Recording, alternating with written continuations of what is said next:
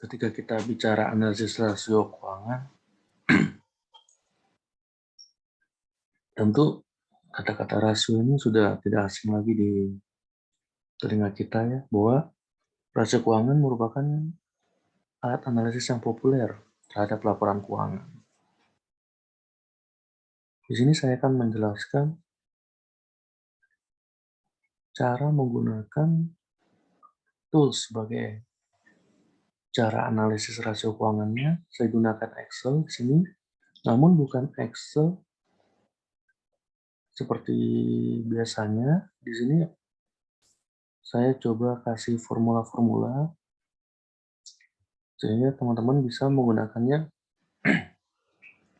untuk menganalisis rasio-rasio keuangan yang diperlukan. Excel ini saya bagi menjadi beberapa sheet. Ada dashboard rasio keuangan. Ini merupakan bagian dari kesimpulan. Ada juga sheet grafiknya. Dari masing-masing rasio keuangan ada grafiknya.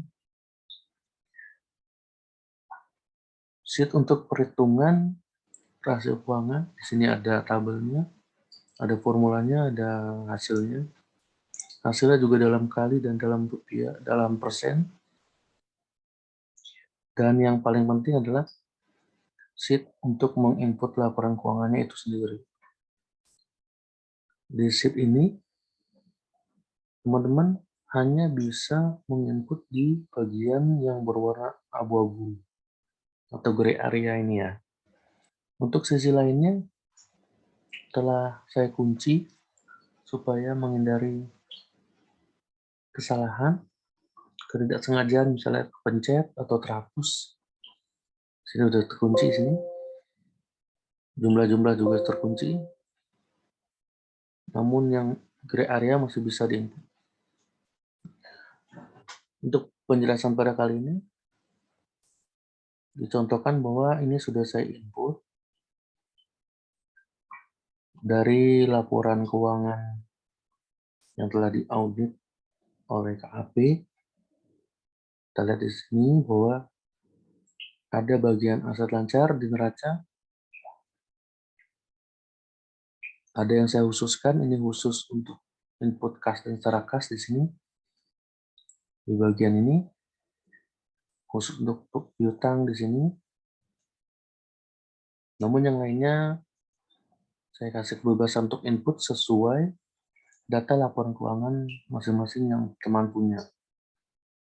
Di sini saya mengambil 5 tahun dari 2016 sampai 2020.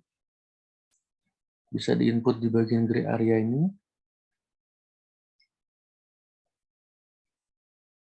Karena ini input neraca, teman-teman jangan sampai lupa setelah diinput, cek kembali masing-masing totalnya dengan laporan keuangan sumber datanya.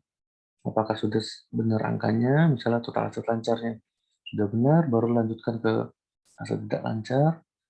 Cek kembali angkanya juga di sini, jumlahnya, total asetnya juga dicek.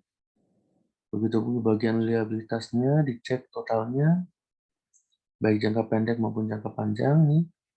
Total liabilitasnya dan ekuitasnya juga teman cek. Di sini totalnya sama laporan keuangan sebagai input datanya, sumber data.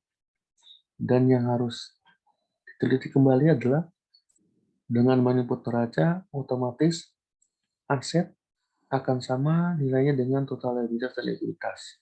Sehingga sini saya mengasih suatu baris untuk mengecek keseimbangan.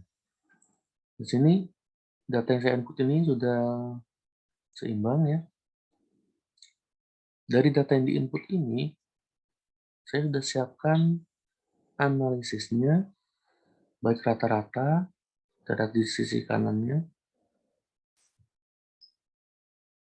dan ada juga analisis horizontal, ada juga analisis vertikal di bagian bawah.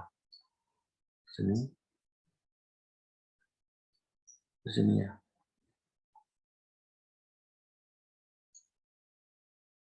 Ada analisis vertikal juga. Dari data yang diinput 5 tahun ini, perlu teman-teman teliti kembali, inputlah di sini sesuai satuan rupiah di laporan keuangan hasil audit KAP-nya. Contoh di sini adalah dari sini, misalnya ini angka sajikan dalam ribuan rupiah. Teman-teman ikut saja di sini inputnya dalam ribuan rupiah sesuai angka yang ada di laporan keuangannya itu.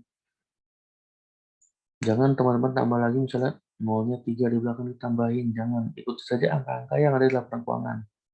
Dengan si catatan di sini sesuai di laporan keuangannya, misalnya dalam ribuan rupiah. Di kolom sini, di rata-rata, saya berikan dua opsi. Yang pertama rata-rata 16 sampai 19, di mana tahun yang diuji tahun 2020 tidak masuk di rata-rata. Di sebelahnya adalah analisis kenaikan ataupun penurunannya dari yang tahun 2020 dengan rata-rata 16 sampai dengan 19. Misalnya di sini, ya, dengan rata-rata ini dari 16 sampai 19, rata-rata kas contoh di sini 23 miliar. Bagaimana kenaikan dan penurunannya dari tahun uji? Perlu teman-teman tahu bahwa tahun terakhirnya ini merupakan tahun yang diuji. Naik turunnya ini adalah tahun 2020, tahun ujinya dikurangi rata-rata ini 23 sehingga ada kenaikan 3,7. Pengurangannya juga jangan sampai salah bahwa 2020 dikurang dengan rata-ratanya sehingga di sini hasilnya positif. Jangan sampai salah karena nanti dengan ada berubah tanda di sini akan mengubah interpretasinya, akan mengganggu interpretasinya. Bisa jadi kebalik, misalnya yang berkurang dikira bertambah, yang pertama dikira berkurang. Maka di sini jangan sampai kebalik, ya.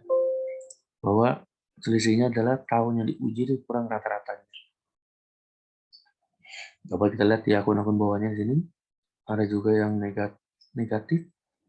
Ini tandanya ada penurunan dari 1,2 di sini menjadi rata-rata 2,6.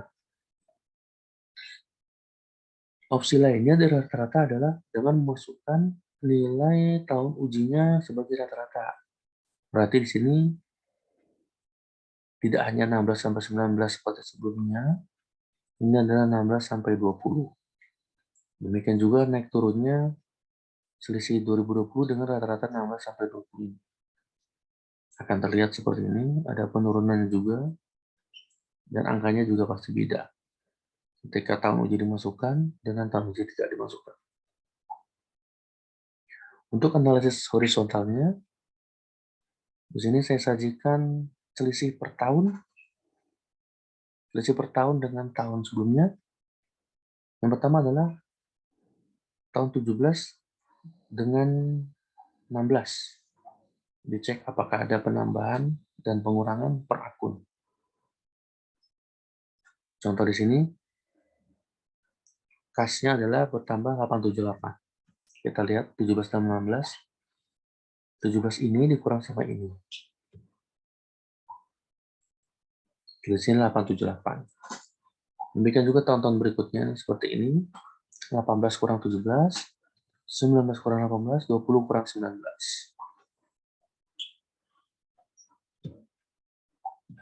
Pola perhitungan ini, template Excel ini, kita sajikan, kita hitung per akunnya. Sehingga di sini ketika satu bar sudah diberikan rumus, ini kita drag ke bawah. Sampai semuanya ada perhitungannya per akun.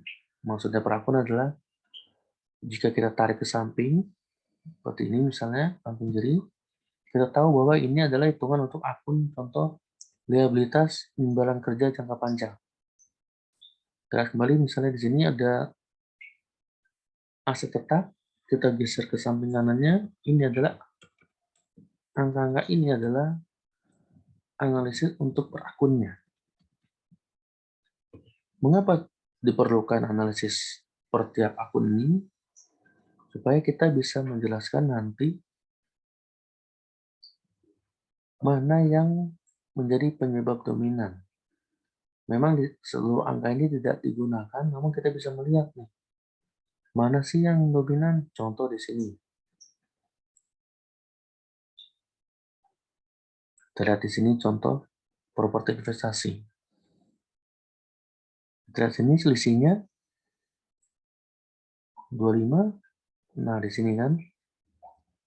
Dari sini kelihatan bahwa ada penurunan signifikan dari 25 ke 3. Lalu ada penurunan lagi menjadi minus. Lalu ada kenaikan lagi menjadi 33. Ini yang akan kita lakukan nanti ketika kita telah menghitung rasio. Benar, rasio itu hasilnya bisa nilainya tinggi, bisa nilainya rendah. Ketika nilai tinggi atau rendah, kita perlu menjelaskan dengan adanya argumen atau penjelasan interpretasi yang seharusnya memang sudah lebih detail dan harusnya memang per akun, sehingga tahu menjadi penyebab dominannya di akun yang mana. Setelah ini kita sajikan semua rumusnya ini, kita bisa lihat berapa sih rasionya. Kita lihat di perhitungan rasio keuangan.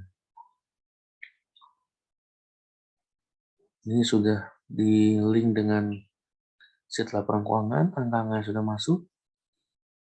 Contoh di sini rasio profitabilitas, angkanya sudah masuk. Unsur-unsur rasionya seperti laba bersih, total modal, total aset, pendapatan usaha. Ada formulanya, laba rugi dibagi total aset untuk ROI, untuk ROI laba bersih bagi ekuitas. Di sini perhitungan formula per tahunnya, dan hasilnya bisa dalam satuan kali, bisa dalam satuan persen. Demikian untuk rasio-rasio yang lainnya di sini. Rasio likuiditas juga seperti itu, ada tabel datanya, ada formulanya dan hitungannya per tahun, ada hasilnya satuan kali dan satuan persen. Demikian juga rasio solvabilitasnya, ada tahunnya di sini, ada angkanya sesuai di sheet laporan keuangan, ada formulanya, ada perhitungannya, ada nilai hasilnya satuan kali dan satuan persen. Ini juga sudah dikunci angka-angkanya, menghindari kesalahan, misalnya salah tekan atau cedera, kegeser.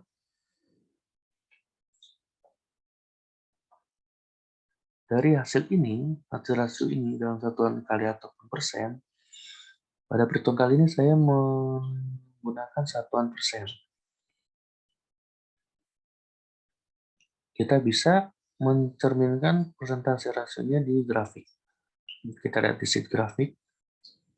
Nah, sini ada ROI yang terlihat menurun dan akhirnya menaik di tahun terakhir.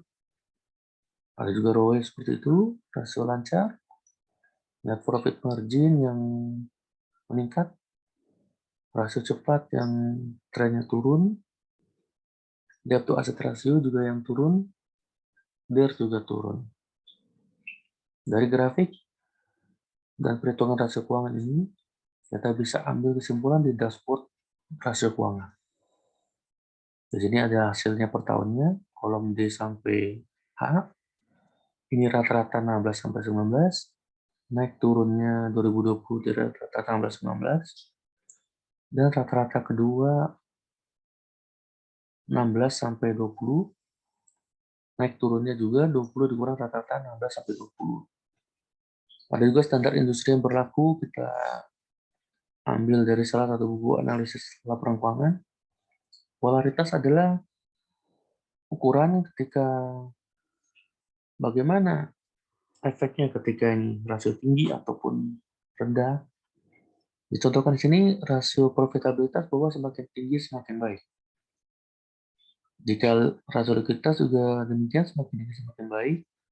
Rasio solvabilitas semakin rendah semakin baik. Dari hasil hitungan ini kita bisa membandingkan hasil rasionya di tahun 2020 dengan standar industrinya. Terlihat bahwa dari 7 rasio ini, 3 profitabilitas, 2 likuiditas dan 2 solvabilitas. Hanya satu yang rasionya terkategorikan baik, yaitu rasio sangat lancar atau quick ratio. Yang lainnya masih dalam keadaan kurang baik.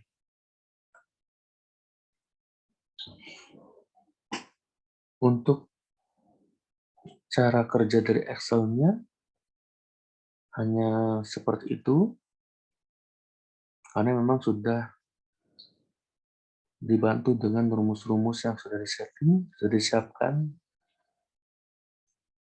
Setelah angka-angka sudah kita peroleh, data laporan keuangan kita peroleh selama 5 tahun, rata-ratanya sudah diperoleh, selisih per tahunnya dengan tahun sebelumnya sudah diperoleh, grafik sudah terbentuk, kesimpulan sudah diperoleh. Ini saatnya kita melakukan penyusunan laporan interpretasinya. Saya minimize Excel-nya. Saya sudah siapkan di file Word di sebelah kanan monitor ini. Coba saya share screen. Di sini saya beri contoh analisis dan interpretasi laporan keuangan 2016 sampai 2020. Hal pertama yang saya lakukan adalah saya terangkan bahwa sumber datanya apa sih dari analisis saya ini. Saya jelaskan ini bahwa sumbernya adalah laporan keuangan dari 2016 sampai 2020. Saya ambil selama 5 tahun. Dari situ, rasio apa yang saya hitung? Saya jelaskan rasio likuiditas, profitabilitas, solvabilitas. Disiapkan tabel-tabel untuk menyampaikan datanya. Sumber data ini tentu dari Excel lembar kerjanya. Kita buat tadi. Ya. Ingat, teman-teman, kita teliti bahwa file Excel ini angkanya harus sama ketika disajikan dalam bentuk Word. Kita contohkan sini rasio likuiditas. Aset lancar, kita lihat sini. 162, bisa 162. Kasnya juga sudah sama nih. Piutang juga sudah sama. Liabilitas juga sudah sama. Demikian kita sajikan yang solvabilitasnya. Ada kolom total aset, total liabilitas, total likuiditas. Rasio profitabilitasnya laba bersih, ekuitas, aset, dan penjualan atau pendapatan. Setelah disajikan data-data yang digunakan dalam bentuk tabel, kita lanjut ke hasil dari perhitungan data. Yang pertama, rasio likuiditas. Kita jelaskan bahwa ini rasio apa yang digambarkan dari rasio ini, bahwa kemampuan perusahaan memenuhi kewajiban jangka pendek. Kita jelaskan secara singkat. Dari rasio likuiditas ini, kita jelaskan satu persatu. Yang pertama, rasio lancar. Diberikan juga penjelasannya di sini. Definisi singkatnya. Tampilkan juga formulanya. Tampilkan tabel perhitungan current ratio. Di mana dari rumus ini aset lancar dikurang liabilitas lancar. Kolomnya disajikan. Ingat teman-teman, ini jangan sampai salah. Jadikan Excel lembar kerja jadi patokan. Ini kita lihat 162, ini sudah 162 sama. Liabilitas jangka pendeknya. Nilai rasionya disiapkan ada kali, ada persen. Demikian juga ditampilkan secara grafik. Di sini juga harus teliti bahwa ini adalah cerminan angka ini masuk ke grafik. Lanjut ke rasio berikutnya, rasio cepat juga demikian. Jelaskan definisi singkatnya, formulanya, tabel perhitungannya sehingga nilai rasionya terbentuk. Dan ini juga harus sama dengan lembar kerja di Excel, jangan sampai salah. Grafiknya juga. Lanjut ke rasio berikutnya, solvabilitas yang merupakan rasio mengukur kemampuan perusahaan bayar kewajiban. Dipilah juga satu persatu penjelasannya dari DAR, debt to asset ratio, formulanya, hitungannya. Cocokkan kembali nilai data ini dengan di Excel, rasionya juga, jangan sampai keliru. Grafiknya juga harus ada kecocokan tabel di sini dengan grafiknya. Rasio yang kedua, solvabilitas, yaitu DER, debt to equity. Rasio digunakan untuk berapa sih porsi utang terhadap modal yang dimiliki perusahaan. Formulanya disebutkan, teman-teman harus konsisten, setiap A rasio harus menyebutin formula, konsisten terhadap perhitungan dalam bentuk tabel, nilainya dicek kembali, grafiknya juga harus konsisten. Rasio yang berikutnya, yang ketiga adalah profitabilitas. Jelaskan definisi singkatnya. Jelaskan per aset, per rasionya, di sini net profit margin, definisi singkat, formula, dan tabel perhitungan. Tentunya tampilkan grafik. Grafik ini bisa jadi opsional karena jika sudah dirasakan cukup dari tabel, ini juga tidak usah. Selanjutnya adalah ROI. Ada penjelasan singkat tentunya, ada rumusnya, ada perhitungan tabelnya, dan grafiknya. Yang terakhir adalah ROE, sama, ada penjelasan singkat, formula, dan perhitungan tabelnya, serta grafik. Setelah kita jelaskan cara menghitungnya, hasil rasio keuangannya, kita lanjut ke bagian analisis. Mengapa perlu dianalisis? Karena kita harus mencari tahu penyebabnya. Kalau yang sebelumnya tadi adalah rasio dalam bentuk angka, kita harus analisis dalam bentuk pernyataan. Pernyataan tentu mewakili dari angka-angka yang telah kita hasilkan di tulisan sebelumnya nih. Perhitungan rasio keuangan yang dalam bentuk angka baik kali atau persen, kita harus jelaskan di bagian sini, bagian analisis.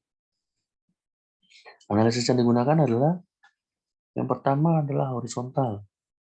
Horizontal ada perhitungan melalui samping ya. Analisis dari angka bisa samping kiri atau samping kanan.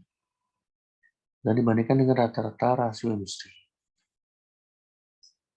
Contoh di sini adalah tampilkan tabel seperti di Excel-nya yang kita sudah hitung tadi di dashboard. Pastikan rasio ini adalah sama dengan Excel. Kita contoh karena rasio 230 sudah sama ya. Sama. Kesimpulannya keterangan juga sama. Ada yang kurang baik atau kurang sehat, ada yang sehat atau baik.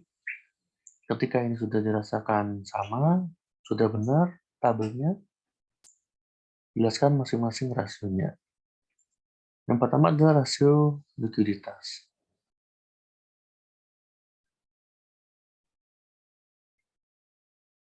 Teman-teman bisa jelaskan seperti ini. Karena rasio kita sebutkan yang tertinggi di tahun berapa, terendah di tahun berapa. Kita bisa lihat di sini, karena rasio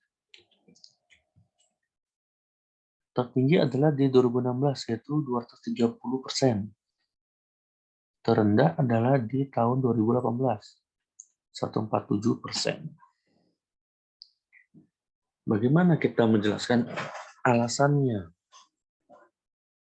Yang pertama kita jelaskan di tahun yang terendah. Pada tahun 2016, nilai aset lancar masih cukup dapat menutupi liabilitas lancarnya.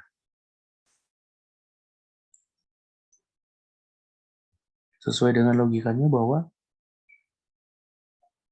230 ini merupakan pembagian dari aset lancar dibagi liabilitas lancar. Kenapa angkanya menjadi besar? Karena pembilangnya lebih besar dari penyebut. Pembilang itu yang di atas, penyebut yang di bawah. Pembilangnya adalah aset lancar, sehingga di sini kita bisa jelaskan aset lancar masih cukup dapat menutupi liabilitas lancarnya. Pada tahun ini, ternyata liabilitas lancarnya lebih rendah jika dibanding tahun-tahun setelahnya.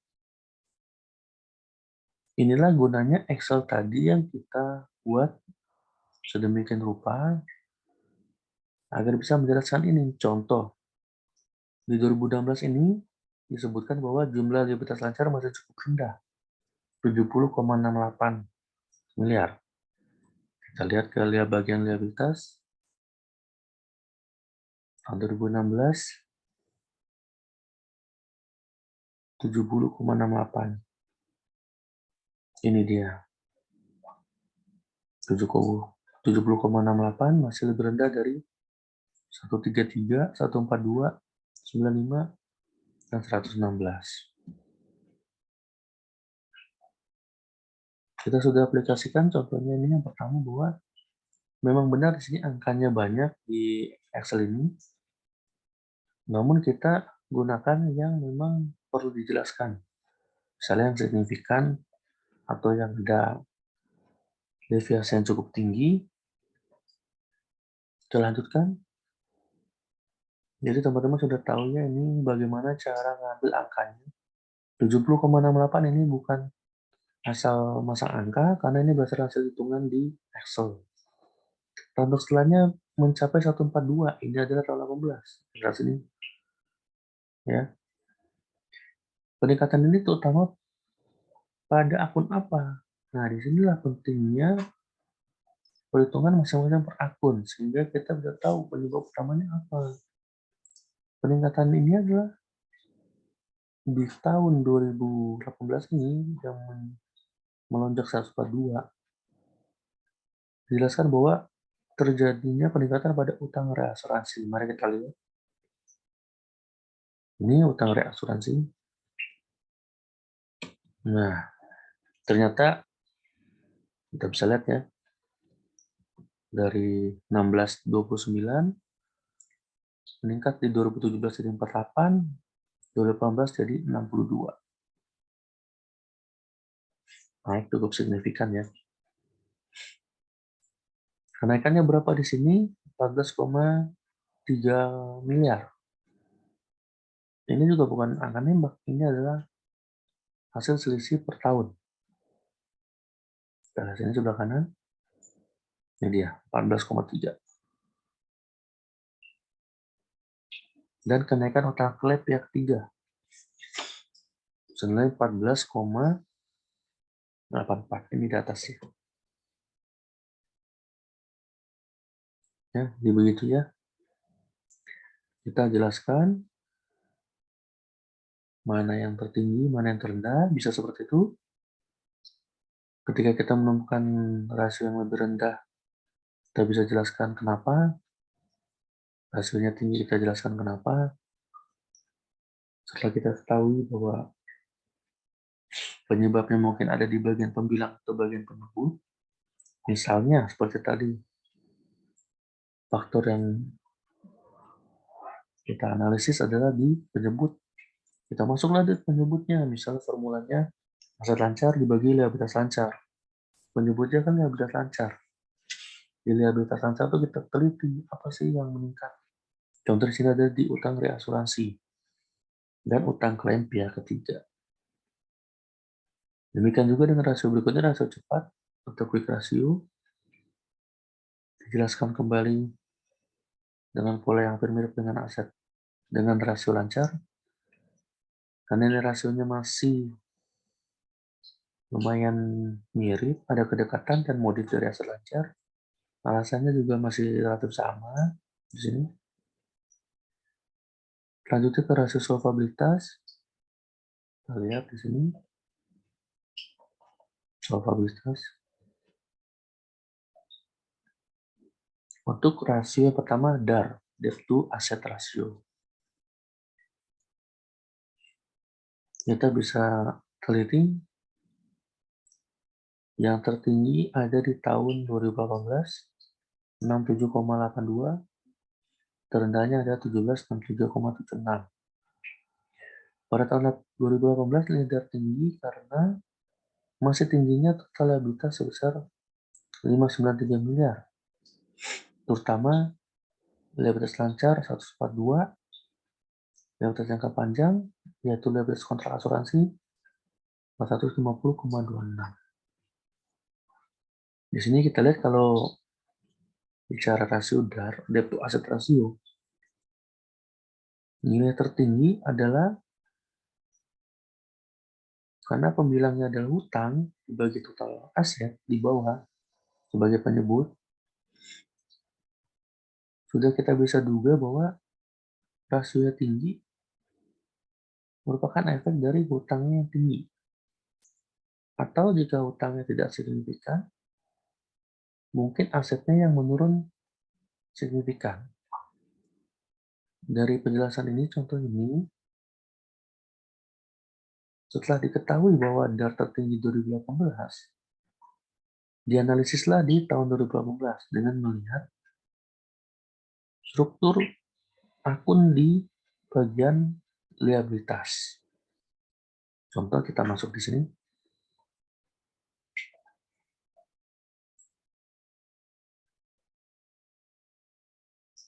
Liabilitas di sini adalah liabilitas jangka pendek ditambah liabilitas jangka panjang.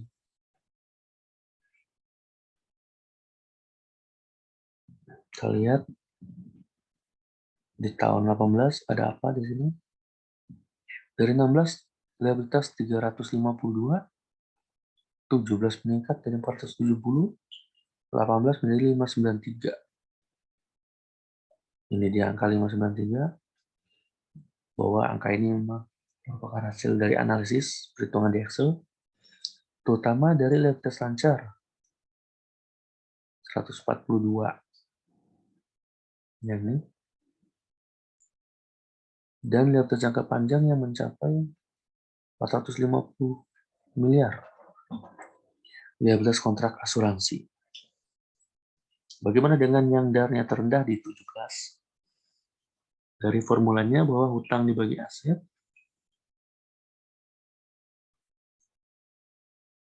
di 2017 kita bisa lihat 17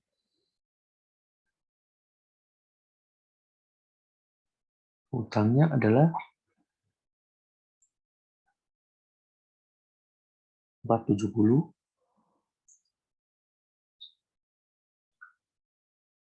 total asetnya 738.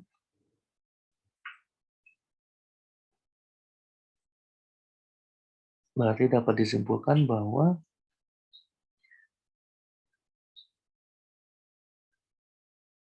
komposisi aset masih lebih tinggi dari liabilitas.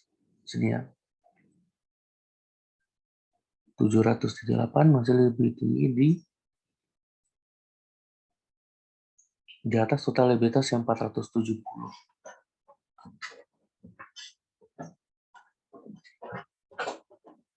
Penjelasan di sini adalah liabilitas jangka panjang, liabilitas kontrak konstruksi masih di bawah tahun 2018.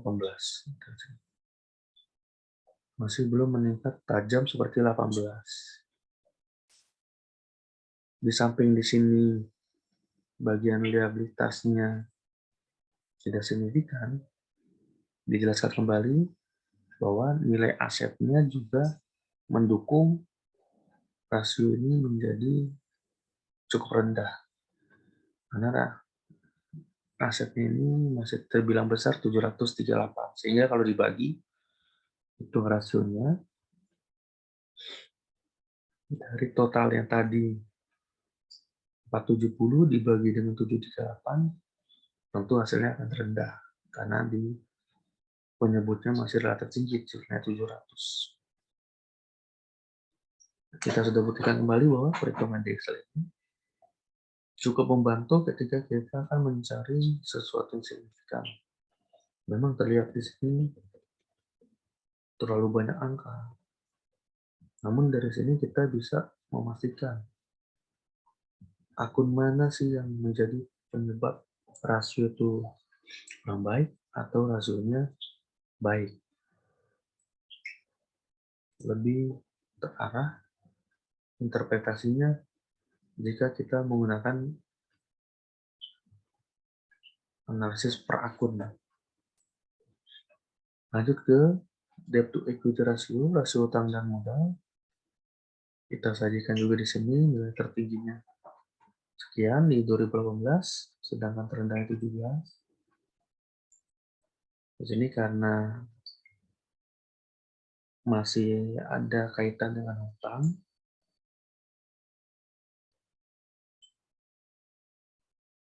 penyebabnya masih dominan yaitu tadi liabilitas lancarnya tinggi dan liabilitas kontrak asuransi di jangka panjang yang masih tinggi. Namun ekuitasnya tidak melampaui hutangnya. Jadi masih tinggi di 2000, contoh sini adalah 2018, 2010, 2017, 2017. Nilai terendahnya di 2017, komposisinya masing-masing liabilitas 470, ekuitasnya 267. Tergolong rendah karena mutasi penambahan ekuitas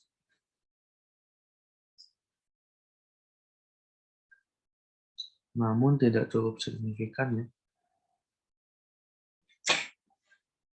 Karena dilihat dari hasil rasionya bahwa utang masih bisa lebih tinggi dari modal sehingga rasionya bisa sampai 210. Artinya sudah 2 kali lebih nilai utang ini dibandingkan dengan nilai modalnya, nilai ekuitas.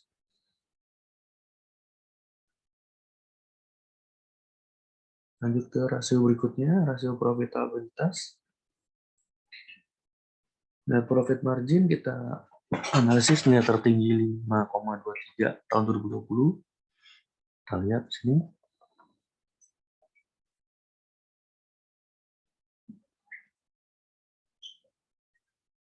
Ini dia 5,23.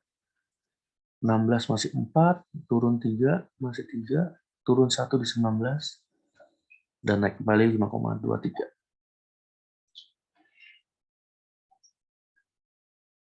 Tentunya ketika bilang net profit margin, rasionya tinggi, berarti ada hubungan sama peningkatan laba.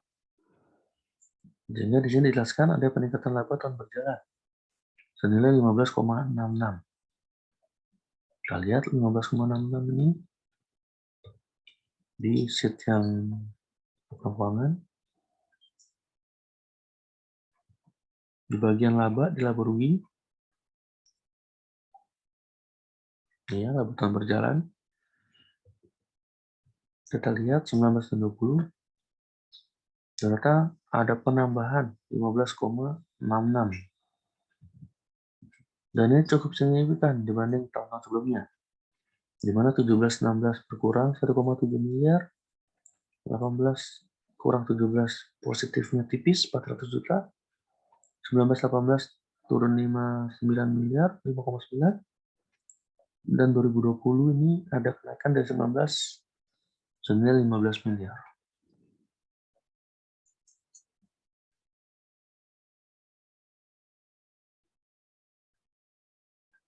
Didukung oleh peningkatan laba tahun berjalan yang cukup signifikan 15,66 miliar. Berikutnya, return on investment.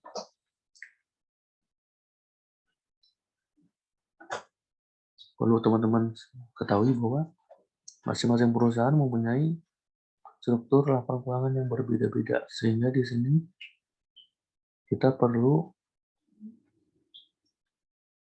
memahami rasio-rasio yang digunakan ini ya. Artinya pemahaman teman-teman akan rasio keuangan harus memang sudah excellent gitu ya. Ditambah lagi dengan analisis-analisis seperti ini, kemampuan untuk melihat gejala-gejala dari hasil hitungan Excel di template ini. Lanjut ke ROI, return on investment, jelaskan juga tertingginya di tahun berapa, terendahnya di tahun berapa.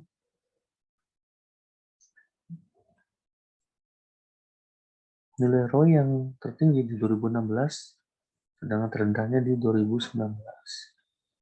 Kita lihat di sini, karena ini adalah return on investment, ada kaitannya laba rugi dengan aset. Di sini dijelaskan bahwa di 2019 contohnya nih, ROI-nya mencapai 0,93, tidak sampai 1%. Dijelaskan bahwa setelah dilihat-lihat hasil perhitungan Excel, ada penurunan laba di 18 menuju 19. Kita lihat sini ya. Iya.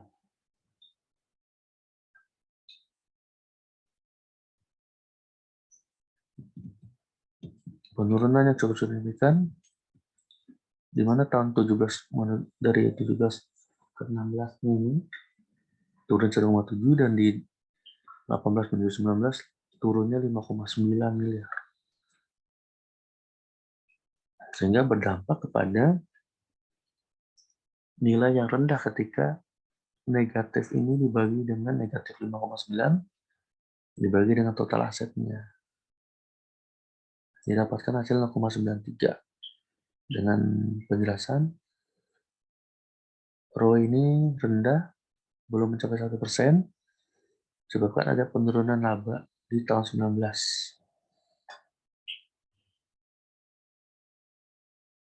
Penurunan laba dari 18 sampai 19. Kita bisa analisis juga, karena ini rumusnya adalah laba bersih dibagi total aset, kita bisa lihat asetnya seperti apa. Kita lihat sini ya, aset. Ini ya, tahun 18 menuju 19.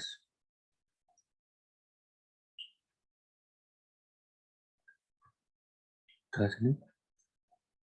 874 menjadi 857. Berarti ada penurunan. Kita bisa lihat apa yang menjadi penyebab penurunan. Di aset lancar menurun sekitar 7 miliar. Di aset tidak lancar juga penurunan senilai 10 miliar.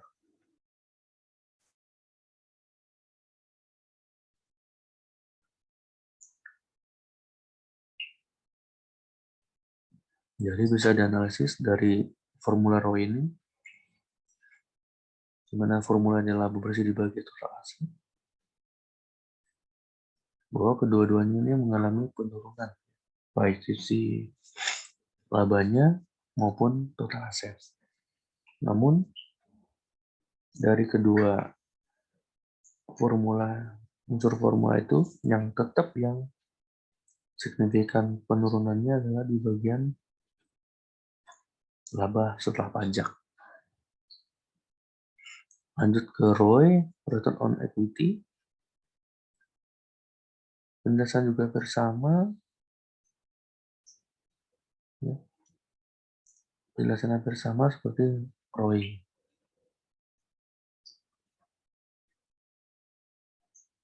Teman-teman jika ingin menggunakan cara lain atau ingin dikembangkan mengenai interpretasi analisis dari rasionya ini, silakan teman-teman bisa coba dikembangkan lebih lanjut ya. Penjelasan kali ini bukan patokan ya. Juga harus jeli melihat apa sih ini yang menyebabkan rasionya menjadi turun atau rasio menjadi naik, pada tingkat akun mana yang menjadi penyebabnya. Lanjut ke rasio profitabilitas, net profit margin. Berikut polanya sama, adalah tertingginya seperti apa, terendahnya seperti apa hasilnya. Alasannya adalah kita lihat ada peningkatan laba dari 19 ke 20, 15,66. Seperti yang tadi sudah kita lihat ya, 15,66. Ini dia. Didukung penurunan beban underweighting di beban pokok penjualan 24,36. Sedangkan tahun 19 NPL-nya hanya kecil 1,78. dikarenakan ada penurunan laba setelah pajak.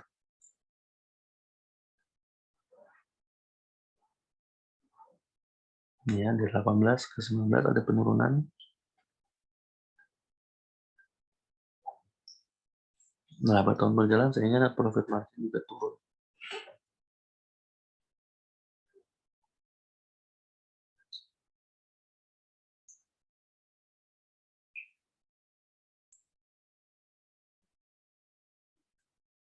Setelah analisis vertikal, masuk ke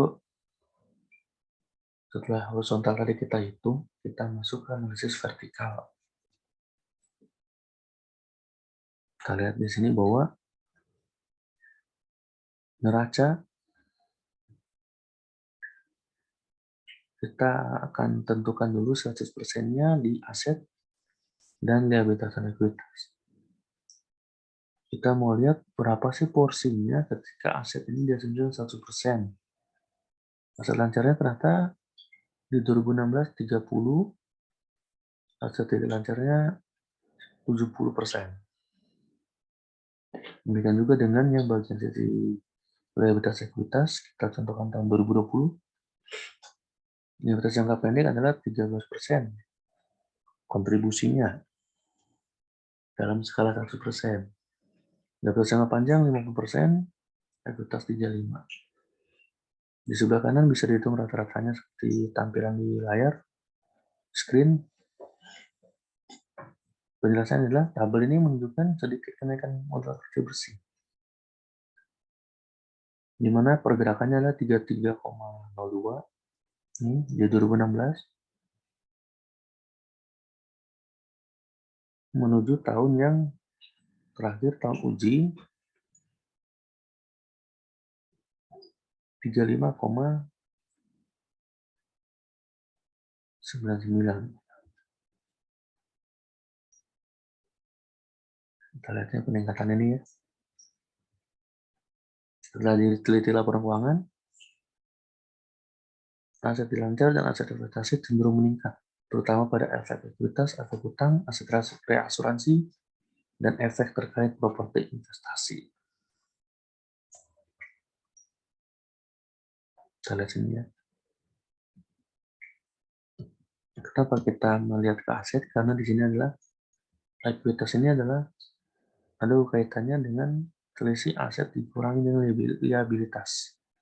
Sehingga ketika hasilnya tinggi, ini merupakan bisa karena penambahan aset yang cukup signifikan. Contoh sini di kasus ini adalah ada peningkatan di efek-efek dan aset reasuransi. Kita lihat sini ya.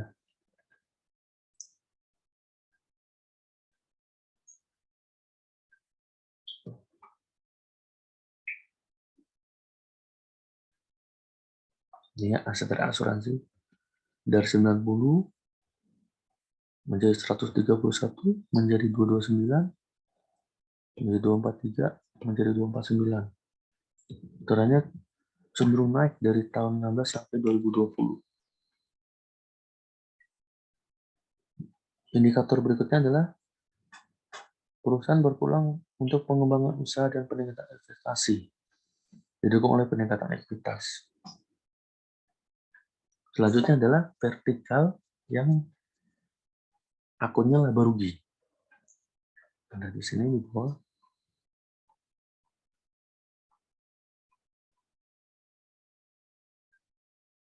Ini ya. Data menunjukkan adanya ketidakstabilan laba. Kita lihat di sini laba bersih.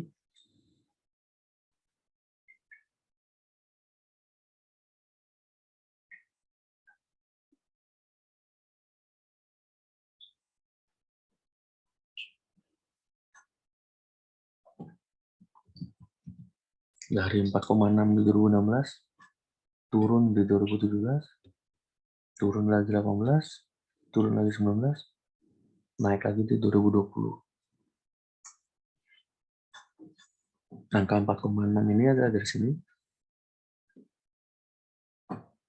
Menaikkan menjadi 5,2 yang ini. Penyebabnya adalah penurunan beban sehingga laba usahanya 4,52. Ini dia 4,52.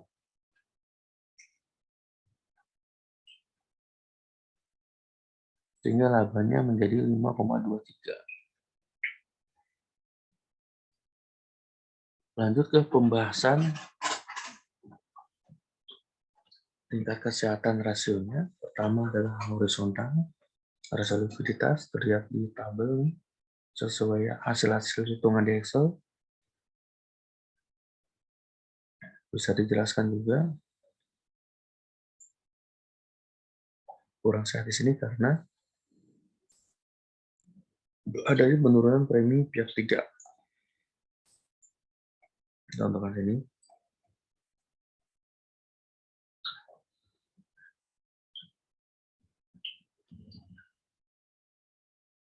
Ini dia. Adanya penurunan piutang premi pihak ketiga 22,28.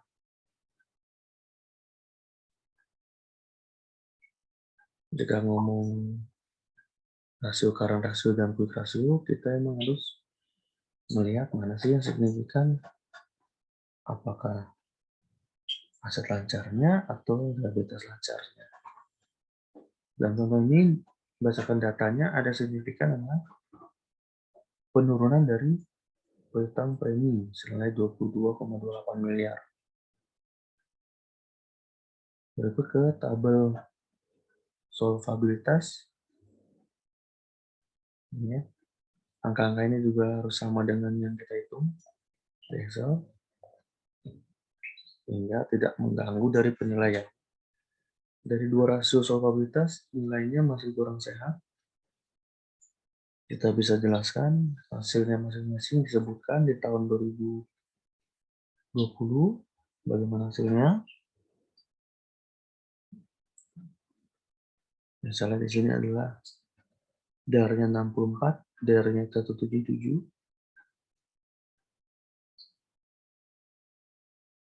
Kita jelaskan bahwa polaritasnya adalah semakin rendah semakin baik.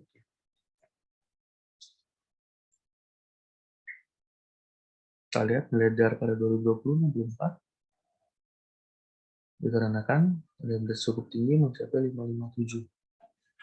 Teman-teman nanti bisa lihat di Excel-nya nih, 557. Terutama pada lintas kontrak asuransi 41 miliar. Nilai DAR juga masih di bawah rata-rata 5 tahun. Di sini saya contohkan rata-ratanya adalah tahun uji 2020 juga diikut sertakan di rata-rata. Namun jika nanti teman-teman ingin rata-ratanya hanya sampai 2019, itu juga bisa dilakukan. Alasan di sini kita lihat alasan-alasannya. Angka-angka ini sudah ada di Excel nih. Ini bukan angka tembakan, angka beneran ini dari hasil analisis di Excel. Berikutnya tabel profitabilitas. Kita lihat penjelasan-penjelasannya.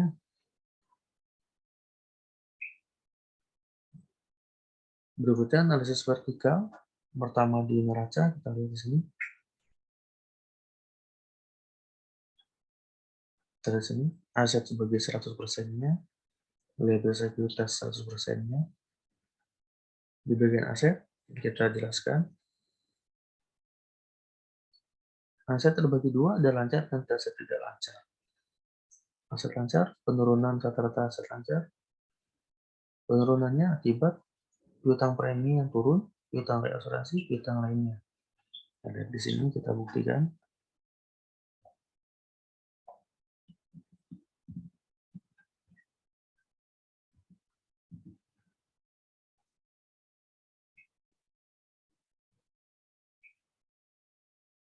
Kita lihat di aset lancarnya 203 menjadi 177. Penurunannya pada piutang premi, kita lihat ini dari 140 menjadi 118, 3 miliar menjadi 1 miliar. Terus di aset tidak lancarnya yang dominan justru meningkat karena ada efek aset efek tersedia dijual. Ya.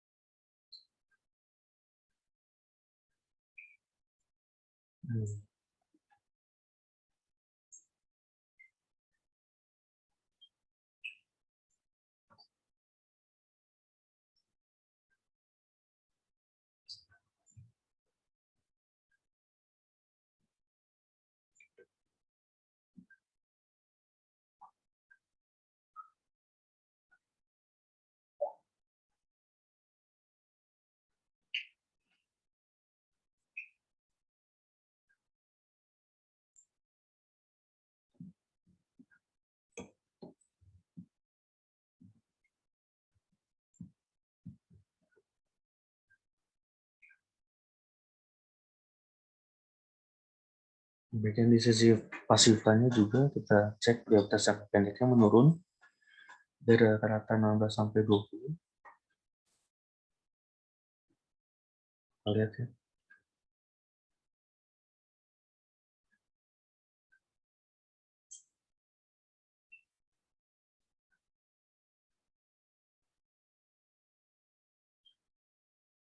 Ini katanya efek ininya 3,22, sedangkan penurunan prioritas jangka pendek tangklaim 4,33 penurunan. Kita lihat di sheet sini karena kita bandingkan dengan rata-rata, kita lihat di kolom 2020 dengan rata-rata 16 sampai 20. Penurunan di utang klaim 5,87 ini.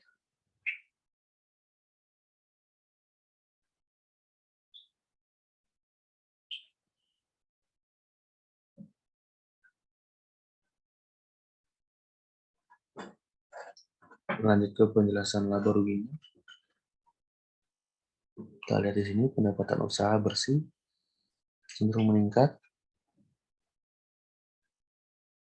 labanya juga meningkat, laba tahun berjalannya juga meningkat. Demikian contoh dari analisis rasio keuangannya,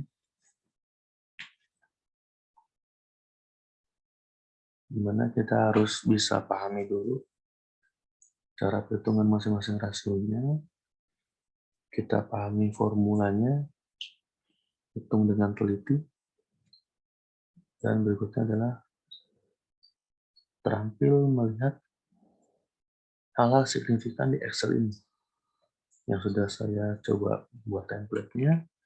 Teman-teman bisa gunakan, nanti akan terlihat dengan sendirinya akun-akun mana yang signifikan mengalami perubahan, baik signifikan kenaikan atau signifikan penurunan.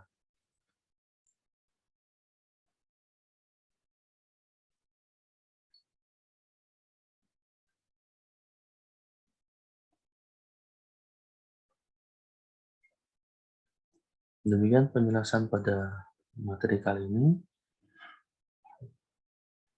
Jika ada pertanyaan bisa disampaikan lebih lanjut, bisa didiskusikan lebih lanjut. Sampai ketemu di materi berikutnya.